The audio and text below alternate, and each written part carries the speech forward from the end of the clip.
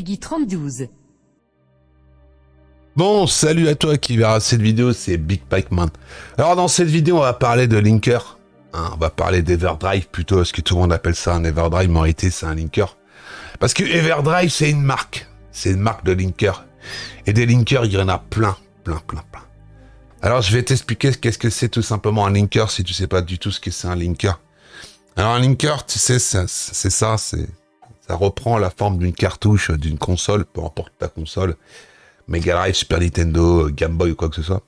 À l'intérieur, tu as une carte SD.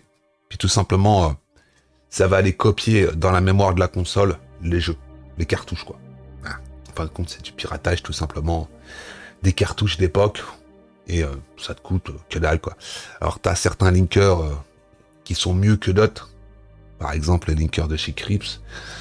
C'est soi-disant le summum. Voilà, moi je ne sais pas, j'ai jamais testé les linkers de chez Crips. Mais dans les linkers de chez Crips, tu as des puces FPGA qui te permettent de tout simplement d'émuler des accessoires qui étaient à l'époque sur certaines consoles. Comme par exemple sur la Mega Drive, tu avais le 32X, tu avais le Mega CD, donc avec un linker de chez Crips, t'as pas besoin d'avoir le matos. Tu mets ton linker dans ta console.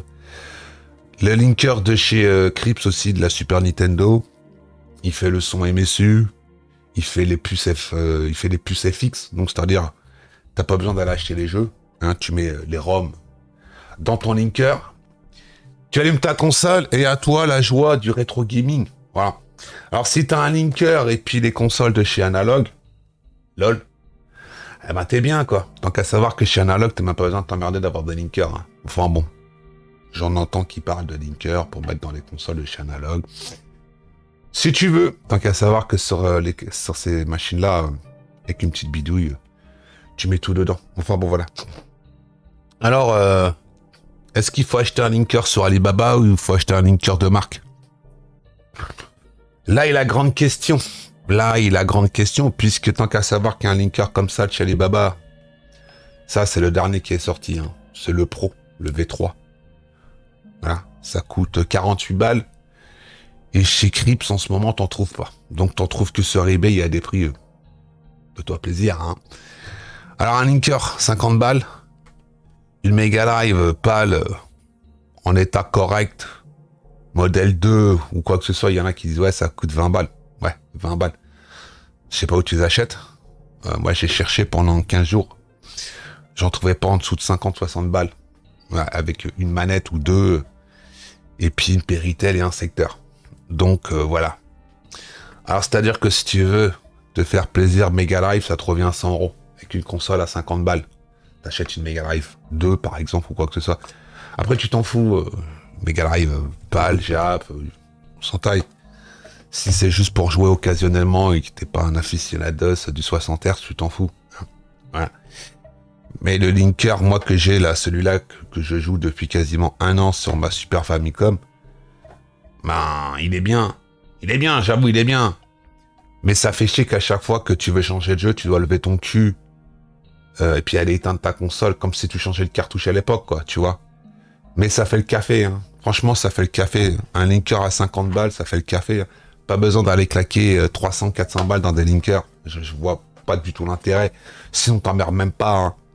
Achète-toi une box de merde sur Alibaba à 60 balles, et puis fais tourner émulation, puis ça te fera la même chose. Mais c'est vrai que t'as pas le même plaisir que de jouer sur la console d'époque, quoi. Alors, il y a des gens, ils m'ont posé la question, pourquoi j'avais acheté une Super Famicom et une Mega Drive? Ben, c'est que tout simplement, c'est la nostalgie, tu vois. C'est la nostalgie de la console. Puis une chose toute bête aussi, tu vois. C'est, ça te permet aussi, quand t'es un petit peu curieux, de te renseigner un petit peu, tu vois, de te faire un petit peu ta culture vidéoludique, tu vois. Moi, je vais te donner une info, là, tu vois, je vais te balancer une info. J'ai acheté une Mega Drive Jap, tu vois. Un mec en France. C'est les derniers modèles qui ont été produits au Japon. C'est une VA7. Un Mega Drive.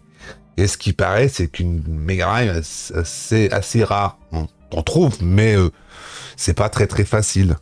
Alors c'est quoi la différence avec les autres? Bah déjà, c'est pas la même RAM. Voilà. Et puis surtout, il paraît que le signal vidéo, il est nickel. T'as pas besoin d'aller la modder ou quoi que ce soit. Bon, le seul truc, si tu veux modder, c'est éventuellement pour passer les jeux en PAL. Et même les jeux en PAL, voilà. Quand t'achètes une Mega Drive Jap, c'est pas pour t'emmerder avec des jeux en PAL. T'achètes 2-3 jeux en pâle parce que tu les trouves forcément pas trop chers ou c'est des titres, voilà. Mais si tu veux te faire une vraie collection de jeux, tu te les fais en collection Jap. Et puis déjà, les jaquettes des versions Jap sont 100 fois plus belles que les versions que tu peux trouver. C'est comme les boîtes Nintendo, hein. Donc voilà. Mais bon, on se fait même pas chier, on joue avec un linker. Comme ça, on se fait plaisir pour pas cher.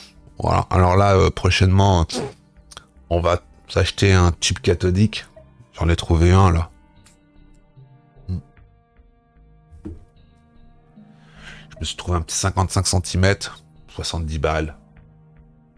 Marque Sony Trinitron. 80 balles. On verra bien ce que ça vaut, on ira le voir. Puis on testera. Voilà. Donc, si t'as des questions sur les linkers ou les Everdrive, n'hésite pas. Ah ouais, un truc tout teubé que je t'ai pas dit. T'as déjà les ROM dedans. T'as pas besoin de t'emmerder. Mais c'est quand même mieux de te faire tes propres listes de ROM. Hein, parce que comment c'est trié, généralement, t'as peur. T'as peur. Puis quand tu vas dans les ROM PAL, que tu vois des ROM Jap ou des ROM US, et que le mec il te dit que c'est des ROM PAL, donc tu prends la carte SD, tu télécharges tes ROM et tu te fais ta collection de ROM toi-même. Tant qu'à savoir que sur la Mega, je crois qu'il y a quoi, 870 jeux sur Nintendo, je sais même pas, arrondi à 900 et 900. C'est des fichiers qui sont pas très gros, tu les trouves, hein. Quand tu cherches, tu les trouves, hein. Voilà. Bon, moi je vais te laisser là. Je te souhaite une bonne soirée en attendant la prochaine, n'oublie pas, hein, de toujours avoir un ticket de bus dans la poche. Allez, on se dit à plus, ciao.